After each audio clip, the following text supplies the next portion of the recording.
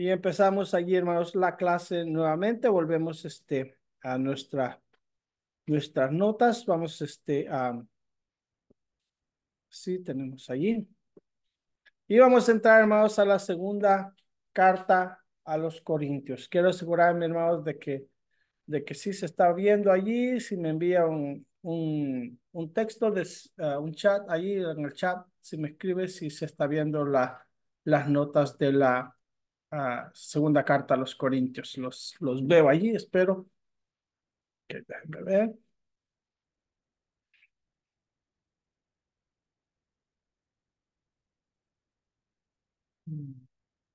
Sí se está viendo, correcto, correcto. Entonces, vamos a la segunda carta, hermanos, segunda Corintios, y es bien interesante. Empezamos allí la ocasión de la carta. Tenemos que repasar un poquito ahí, hermanos, las notas de primera carta a los Corintios. Cuando Pablo tenía 3 años en Efesos, mandó su primera carta con Timoteo. Vimos eso allí, en Primera Corintios 4 a 17. Como la situación aparentemente empeoró, Pablo hizo un viaje relámpago a la iglesia de Corintios. Lo podemos ver allí en el 2 Corintios 2:1, 12:14 y 13:2, 13 del 1 y 2. Después de esa visita, él escribió otra carta severa y triste, que vamos a encontrar eso allí en 2 Corintios 2:4. Lastimosamente, esa carta no la tenemos, ah, ya sea que esa carta no pasó durante el canon, o ya sea de que esa, am, que se extravió esa carta y que no fueron de los documentos que se presentaron a cuando se realizó el canon para ver qué libros eran los que iban a formar parte de la Biblia. Pero esa carta, sabemos que lastimosamente esta carta fue llevada por Tito, se extravió quizás por un posterior, después se extravió. Por un posterior tumulto, Pablo tuvo que abandonar la ciudad de Éfeso. Lo vemos ahí en Hechos capítulo 19, versículo 23 al 41. Además de unas circunstancias adversas, atrasaron una visita que Pablo había prometido hacer a la iglesia de Corintios. También su idea de encontrar a Tito en Troas fracasó. Sabemos de que no, eso no se llevó a cabo. Y algo, hermanos, que aprendemos acá es de que, hermanos, a veces nos frustramos porque tenemos planes y esos planes, hermanos, no se concretan, pero realmente, hermanos, es parte de la vida. El mismo apóstol Pablo, podemos ver allí que él tenía planes, pero no siempre esos planes se concretaron en el tiempo o en la forma como él hubiera deseado. En capítulo 1 y 2 cuentan la triste carga de Pablo debido a sus sufrimientos físicos y emocionales acá en la segunda carta. Y Pablo luego aprovechó al máximo su tiempo en Troas predicando. Partiendo de allí a Macedonia, encontró a Tito, tal vez en la ciudad de Filipos. Lo vemos allí en la segunda carta a los Corintios, capítulo 7, versículo 5, porque de cierto, cuando vinimos a Macedonia, ningún reposo tuvo nuestro cuerpo, sino que en todo fuimos atribulados, de fuera conflictos, de dentro temores. El versículo 6, pero Dios, que consuela a los humildes, nos consoló con la venida de Tito. Tito le contó que la iglesia de Corinto se había sometido voluntariamente a su liderazgo. Siguiendo instrucciones, él escribió esta segunda epístola con mucho gozo. Ahora, estamos viendo allí lo que es la ocasión de la carta. Luego vemos acá los propósitos de la carta. Número uno, encomendar a la iglesia por haber disciplinado al culpable que encontramos allá en el capítulo 5 de Primera Corintios, el hombre que estaba viviendo, que está, el fornicario que estaba cometiendo incesto con su madrastra. Él los encomienda, alaba porque hicieron lo que él les sugirió. Y luego, hermanos, animar a perdonar y recibirlo otra vez. Aquí, hermanos, los hermanos que creen que la salvación se pierde, tienen un problema para explicar esto. Porque, bueno, es curioso con los hermanos que creen que la salvación se pierde, ¿verdad?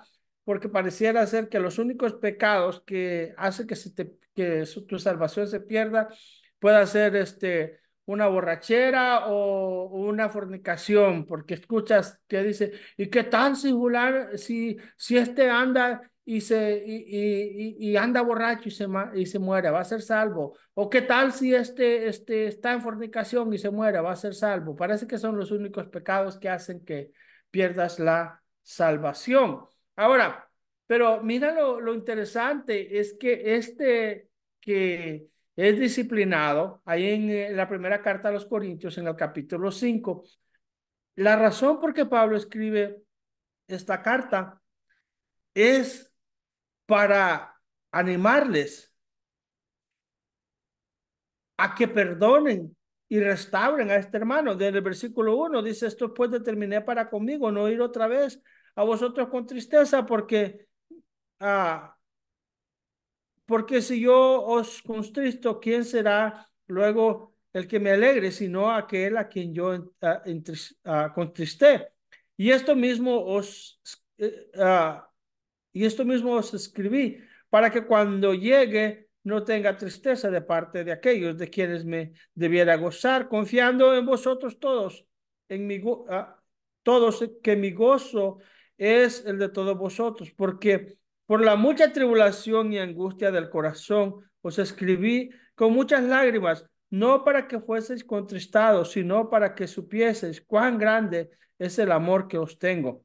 Y luego el versículo 5 y 6, pero si alguno me ha causado tristeza, no me la ha causado solo a mí, sino de cierto modo, por no exagerar, a todos vosotros. Le basta a tal persona esta reprensión hecha por muchos. Así que al contrario, vosotros más bien debéis perdonarle y consolarle para que no sea consumido de demasiada tristeza. Por lo cual os ruego que confirméis el amor para con él, porque también para este fin os escribí, para tener la prueba de si vosotros sois obedientes en todo. Y al que vosotros perdonáis, yo también, porque también yo lo he perdonado. Si algo he perdonado por vosotros, lo he hecho en presencia de Cristo, para que Satanás no gane ventaja alguna sobre nosotros, pues no ignoramos sus maquinaciones. El apóstol Pablo, una de las razones de escribir la carta es para eh, él, a pedirles a ellos, encomendarles de que el que se había sido disciplinado, que ahora sea restaurado. Este hermano, sabemos que era hermano, imagínense algo que aquí queda claro, porque sabemos que era un verdadero hijo de Dios que estaba viviendo en pecado, un pecado horrible, hermanos, que hasta mencionarlo da cierta repugnancia, pero este era un hijo de Dios. Pablo dice, hay que restaurarlo para que Satanás no gane ventaja. El corazón de Pablo, hermanos, él está, dos, explicar el cambio de sus planes y darle la razón por no visitar según él había prometido. Lo vemos acá que él les explica a ellos lo que iba a hacer en el 1:16, que cuando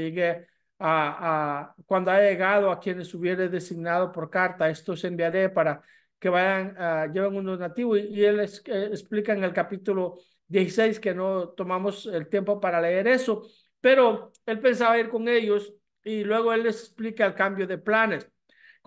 Tercero, contestar a aquellos miembros de la iglesia que dudaron autoridad. Eso lo podemos ver en capítulos 10 al 12. Luego, cuarto, propósito cuarto, contestar a aquellos que lo acusan de tener motivos equivocados, contestar a aquellos que lo acusan de tener motivos equivocados, 2 Corintios 4:12, pero por lo cual, teniendo nosotros este misterio, según la misericordia que hemos recibido, no desmayamos, antes bien anunciamos renunciamos a lo oculto y vergonzoso, no andando con astucias ni adulterando la palabra de Dios, sino por la manifestación de la verdad, recomendándonos a toda conciencia humana delante de Dios.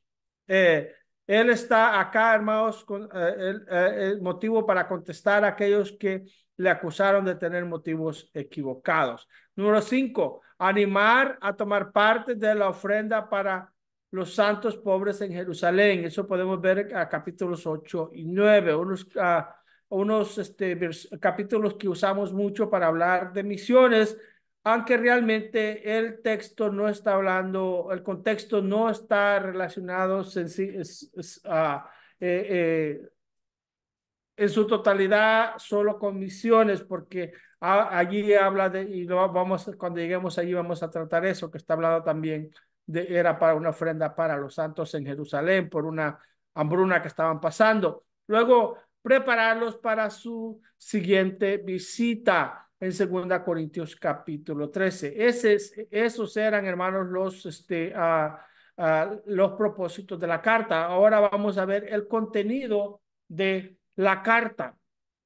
En contraste a 1 Corintios, esta carta es bien personal, llena de las emociones profundas del apóstol. En 1 Corintios vemos el corazón de la iglesia. En 2 Corintios vemos el corazón de Pablo, su amor y ansiedad por la obra del Señor en esa ciudad. En 1 Corintios es el instructor contestando preguntas y arreglando problemas. En 2 Corintios es el pastor, el ministro de Cristo, derramando su vida para que sus hijos espirituales se perfeccionen en la fe. Esta carta revela el carácter verdadero del ministerio como ningún otro en el Nuevo Testamento. Ninguna otra enseña tanto la gracia de dar, de sufrir y de triunfar espiritualmente como esta. El discurso más largo del Nuevo Testamento tocante al don de dar se encuentra en 2 capítulos, en el 8 y en el 6. Él habla sobre dar, las bendiciones de dar, cómo se debe de dar, y él no deja nada al azar en cuanto al dar. Entonces, esta carta segunda es diferente, es muy diferente en su contenido a la primera carta, pero hermanos, obviamente es una continuación. Vemos de que podemos asumir que la iglesia ha madurado, la iglesia ha, acatado y entendido las instrucciones de Pablo. Y ahora está ya el apóstol Pablo escribiéndoles como un pastor. Está hablándoles como un pastor, desde el corazón de un pastor, empezando con el problema número 1. Él empieza a tocar el problema número 1 que tocó en la carta, en el capítulo 5, que había que corregir eso, restablecer. Ahora, versículos claves de la carta. Los encontramos allí, el versículos claves, usted lo tiene en sus notas. 2 Corintios 5:10, 5:10, porque es necesario que todos nosotros comparezcamos ante el tribunal de Cristo. Él habla sobre el tribunal de Cristo. El 20, así no somos, así que somos embajadores en el nombre de Cristo, como si Dios rogase por medio de nosotros. Os rogamos en el nombre de Cristo, reconciliados con Dios, el ministerio de la reconciliación, y como Dios ha entregado ese ministerio a nosotros. Al que no conoció pecado por nosotros, lo hizo pecado para que nosotros fuésemos hechos justicia de Dios. 2 Corintios 5:21, el 6:14. no os unáis en yugo desigual con los incrédulos. El 8 y el 8 al 9. También el 10:5, derribando argumentos y toda altivez que se levanta para el conocimiento de Dios y llevando cautivo todo pensamiento a la obediencia de Cristo. El 11:14, y no es maravilla porque el mismo Satanás se disfraza como ángel de luz. Y luego trata sobre su enfermedad, lo que Dios le ha dicho, le ha contestado que su gracia le baste. El 13:14, la gracia del Señor Jesucristo y el amor de Dios y la comunión del Espíritu. Y aquí es un versículo trinitario que deja ver la Trinidad. Bosquejo del libro, bosquejo del libro, bosquejo del libro. Ahí podemos ver introducción del 1 al 1:11. La introducción es el bosquejo del libro. Del 1:2, los saludos. El B,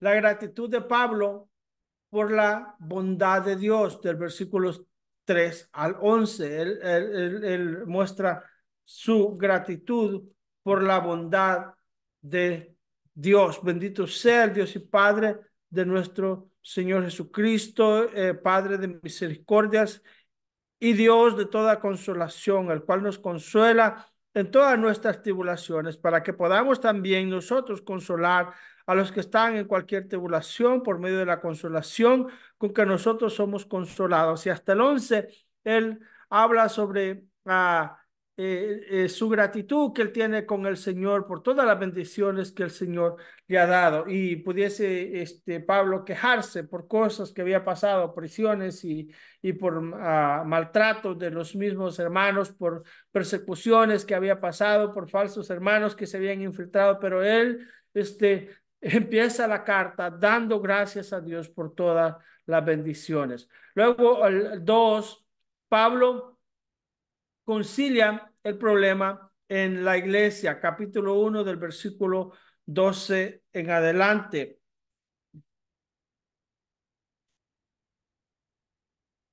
La conciliación del apóstol Pablo con respecto a los problemas en Corintios, porque nuestra gloria es esta, el testimonio de nuestra conciencia, que con sencillez y sinceridad de Dios, no con sabiduría humana, sino con la gracia de Dios, nos hemos conducido en el mundo y mucho más con vosotros, porque no os escribimos otras cosas de las que leéis o también entendéis, y espero que hasta el fin las entenderéis, como también en parte habéis entendido que somos vuestra gloria, así como también vosotros la nuestra, para el día del Señor. Con esta confianza quise ir primero a vosotros para que tuvieseis una segunda gracia y por vosotros pasar a Macedonia y desde Macedonia venir otra vez a vosotros y ser encaminado por vosotros a Judea. Así que al proponerme esto, usé quizás de ligereza, o lo que pienso hacer, lo pienso según la carne, para que haya en mí sí y no. Mas como Dios es fiel, nuestra palabra a vosotros no es sí y no, porque el Hijo de Dios resucitó de entre vosotros, porque el Hijo de Dios Jesucristo que entre vosotros ha sido predicado por nosotros, por mí, Silvano y Timoteo. Este Silvano es el mismo Silas, no ha sido sí y no, más ha sido sí en él, porque todas las promesas de Dios son en él sí y en él amén, por medio de nosotros para la gloria de Dios, y el que nos confirma. Y él está aquí, hermanos, tratando sobre hasta el 2:13 sobre el número 1, sobre el cambio de planes, A, sobre el cambio de planes, B, el cambio de castigo del culpable. Yo creo que me moví aquí en las notas, sí, estoy más abajo, yo ya estoy en el 2, permítame. Cambio de planes, el cambio del castigo del culpable. La reunión con Tito me perdí ahí, sí, 2. Corintios 13, déjame ver, que algo moví yo acá. Sí, ok. Sí, el cambio de sus planes, el cambio del castigo del culpable, trata del 5:11, la reunión con Tito, y luego habla sobre el ministerio apostólico. Esto es algo que hoy estuve hablando con alguien sobre esto, el ministerio apostólico, la confianza del ministerio, la victoria. La vemos ahí en el 2 del 14 más. Doy gracias a Dios por el cual nos lleva siempre de triunfo en triunfo en Cristo Jesús y por medio de nosotros manifiesta en todo lugar el olor de su conocimiento, porque para Dios somos grato olor de Cristo en los que se salvan y en los que se pierden, a estos ciertamente olor de muerte para muerte y a aquellos olor de vida para vida. Y para estas cosas, ¿quién es suficiente? Pues no somos como muchos que medran falsificando la palabra de Dios, sino que con sinceridad, como de parte de Dios y delante de Dios hablamos en Cristo. La confianza del ministerio, del ministerio y es victoria y la respuesta. Ve la recomendación del ministerio que son vidas cambiadas. Él dice, comenzamos otra vez a recomendarnos a nosotros y él habla que no hay necesidad, muchos estaban pidiendo que Pablo le estaban pidiendo una carta de recomendación de las iglesias y Pablo dice, uy, un momento, ustedes son mi carta de recomendación. Ustedes han sido alcanzados por mi ministerio. Una de las cosas, hermanos, es de que Dios nos confirma nuestro ministerio como siervos de Dios al ver, hermanos, a gente alcanzada, gente salva. Hay que hacer sobre esto enfático, que no siempre los números son uh, es, están directamente conectados con que Dios esté aprobando nuestro ministerio, porque si ese fuera el caso, estos predicadores, telepredicadores que tienen iglesias enormes y que sabemos de que no predican el evangelio, que adulteran y que medran la palabra, pudiésemos decir, no, pues mira qué gente tiene, qué cantidad de gente tienen, ellos están siendo aprobados. No siempre, hermanos, pero obviamente para un ministro como Pablo está diciendo, mire, ustedes son mi carta de recomendación. Las vidas cambiadas, el cambio que ha ocurrido en las vidas de ustedes, esa es mi recomendación. Y eso es lo que, como el Señor nos ha usado, la obra del Señor, eso es un testimonio de que estamos predicando el Evangelio, que somos siervos aprobados.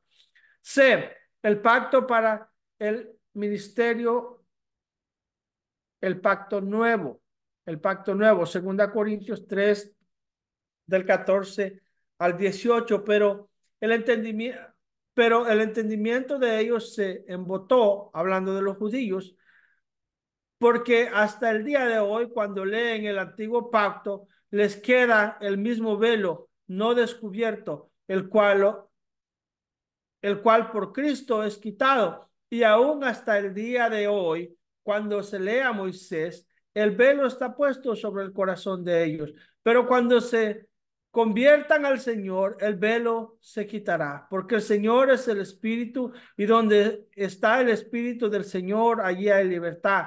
Por cuanto nosotros todos mirando a cara descubierta como a un espejo la gloria del Señor, somos transformados de gloria en gloria en la imagen, en la misma imagen como por el Espíritu del Señor. Y aquí el apóstol Pablo él toca el punto de que los judíos cuando leen el antiguo pacto todavía tienen un velo puesto y no pueden entender con claridad, no pueden interpretar con claridad.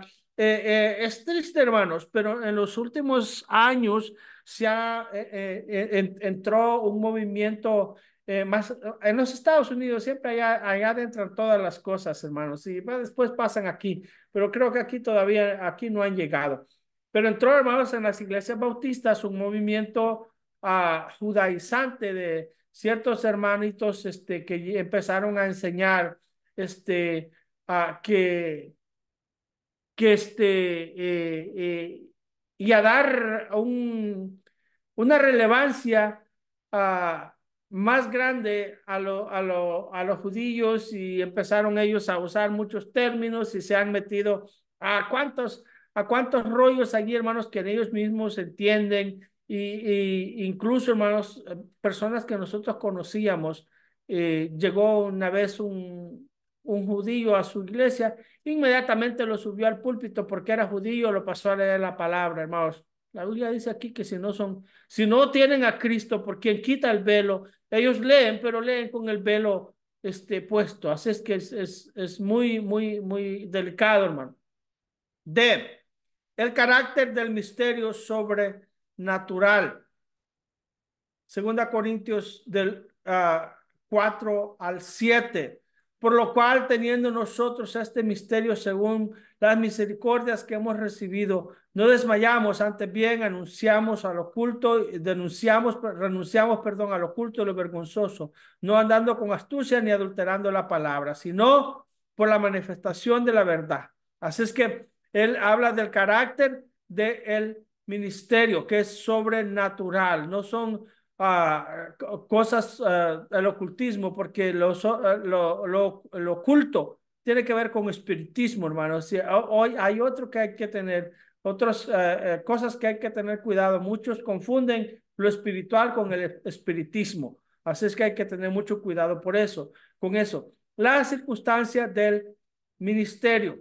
Allí en 2 Corintios del 8 al 18, nosotros que estamos atribulados en todo, mas no angustiados, en apuros, mas no desesperados, perseguidos, mas no desamparados, derribados, pero no destruidos, llevando en el cuerpo siempre por todas partes la muerte de Jesús, para que también en la vida de Jesús se manifieste en nuestros cuerpos, porque nosotros que vivimos siempre estamos entregados a muerte por causa de Jesús, para que también la vida de Jesús se manifieste en nuestra carne mortal.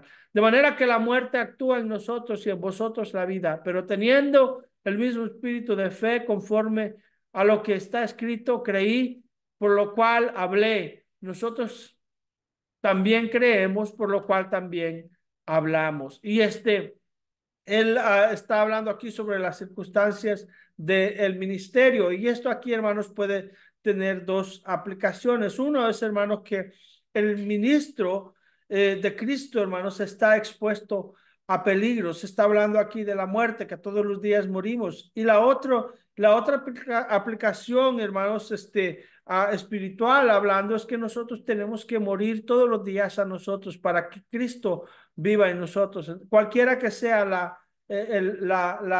interpretación que usted quiera dar de las dos es correcta, porque él empieza hablando de que están atribulados, perseguidos, en apuros, que está hablando de algo físico, pero luego pareciera de que está también hablando de morir espiritualmente a nosotros. Luego, las compulsiones del ministerio en el 5, 2 Corintios 5, del 1 al 21, porque sabemos que si nuestra morada terrestre, este tabernáculo, se deshiciere, tenemos de Dios un edificio, una casa no hecha de manos. Y habla, hermanos, de las recompensas, hermanos, del ministerio, de las recompensas de servir al Señor. Luego, la seguridad de la resurrección. Nuevamente, acuérdese de que él cerró allí la primera carta la cerró en el 15:16, hablando sobre la resurrección y tocando ese tema sobre la esperanza del creyente.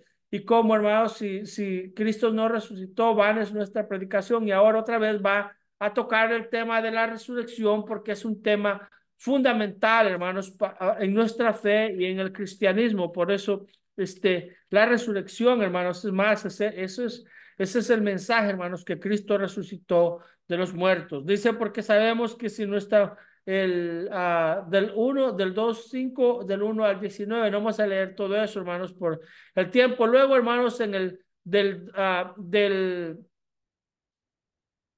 2, el tribunal de Cristo, del 5 al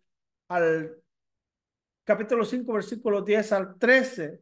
5:10 al 13, porque es necesario que todos nosotros comparezcamos ante el tribunal de Cristo, para que cada uno reciba según lo que haya hecho mientras estaba en el cuerpo, sea bueno, sea malo. Conociendo pues el temor del Señor, persuadimos a los hombres, pero a Dios le es manifiesto lo que somos, y espero que también sea a vuestras conciencias.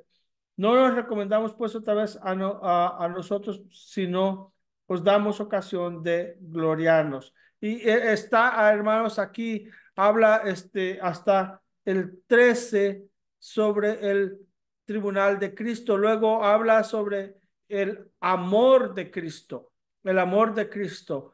Eh, porque el amor de Cristo en el 14 nos constriñe, pensando esto, que si uno murió por nosotros, luego todos murieron. Y por todos murió para que los que viven ya no vivan para sí, sino para aquel que murió y resucitó por ellos. De manera que nosotros, de aquí en adelante, a nadie conocemos según la carne. Y aun si a Cristo conocimos según la carne, ya no lo conocemos así. De modo que si alguno está en Cristo, nueva criatura es él. Las cosas viejas pasaron, he aquí todas las son hechas nuevas, y todo esto proviene de Dios, quien nos reconcilió consigo mismo por Cristo y nos dio el ministerio de la reconciliación, que Dios estaba en Cristo reconciliando consigo al mundo. Así que habla aquí, hermanos, del amor de Cristo, cómo ese amor de Cristo, cómo Él reconcilió al mundo en sí y nos dio ese ministerio a nosotros. Y habla, hermanos, cómo el amor de Cristo nos constriñe, nos cerca, hermanos, el amor del Señor. Es lo que es la palabra constriñir, es cercar. Entonces, luego el G habla sobre la conducta del ministerio. La conducta del ministerio del 6, capítulo 6 del versículo 1 al 10. Así pues, nosotros como colaboradores suyos os exhortamos también a que no recibáis en vano la gracia de Dios, porque dice, en tiempo aceptable te he oído y en día de salvación te he socorrido. He aquí ahora el tiempo aceptable. Y está citando a Jeremías. No damos a nadie ninguna ocasión de tropiezo para que nuestro ministerio no sea vituperado. Antes bien, nos recomendamos en todo como ministros de Dios, en mucha paciencia, en tribulación, en necesidad, en angustias, en azotes, en cárceles, en tumultos, en trabajos, en desvelos, en ayunos, en purezas, en ciencia, en longanimidad, en toda bondad, en el Espíritu Santo, en amor sincero. Y hermanos, habla sobre la conducta de un ministro. Un ministro, hermanos, tiene, hermanos, que tener una conducta notable, hermanos. Es el ejemplo para la grey, hermanos. Imagínense si el ministro es chillón, hermano. ¿Cómo van a ser los miembros, hermano? Si somos quejistas, hermano, cómo van a ser los miembros de la iglesia, hermanos? La mejor forma de enseñar, hermanos, es a través del ejemplo. Somos los líderes, hermanos, de las congregaciones, los que tenemos que poner el ejemplo de trabajo. Si hay que hacer algo, hermanos, si hay que trabajar, si hay que meter la mano, hay que meter la mano. Hay que hacer lo que hay que hacer, hermanos, especialmente para empezar una obra. Sabemos, si somos plantadores de iglesias, que cuando vamos a plantar una iglesia, el plantador de iglesia, pastor, misionero, y su familia, hermanos, son los que hacen todo, los que están allí, evangelizan, recogen la gente, animan a la gente, cuidan a la gente, limpian,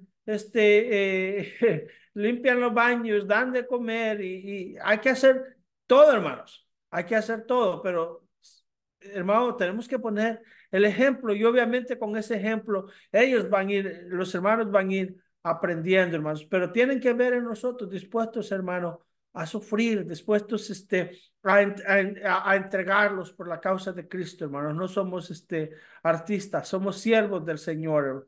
Luego en el 6, él toca, hermanos, sobre las exhortaciones del apóstol a los hermanos en Corintios.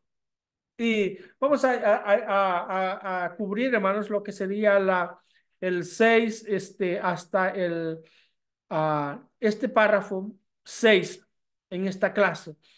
Estar abiertos. Las exhortaciones del apóstol Pablo a los Corintios. Estar abiertos a Cristo. Mira allí, segunda Corintios del 6 al 13.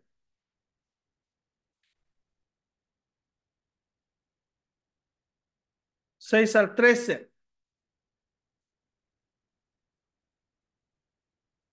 En pureza, en ciencia, lo que estamos viendo, lo que estábamos leyendo, déjeme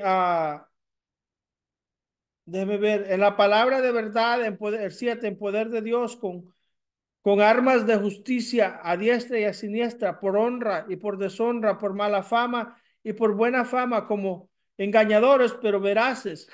Este es un término bien, que hay que entenderlo, hermanos, interpretarlo bien, qué significa esto como engañadores, pero veraces. ¿Qué es lo que está diciendo acá? Es que los engañadores, hermanos, son astutos. Ellos usan astucia, ellos no se dan por vencida tan fácil, los engañadores, hermano.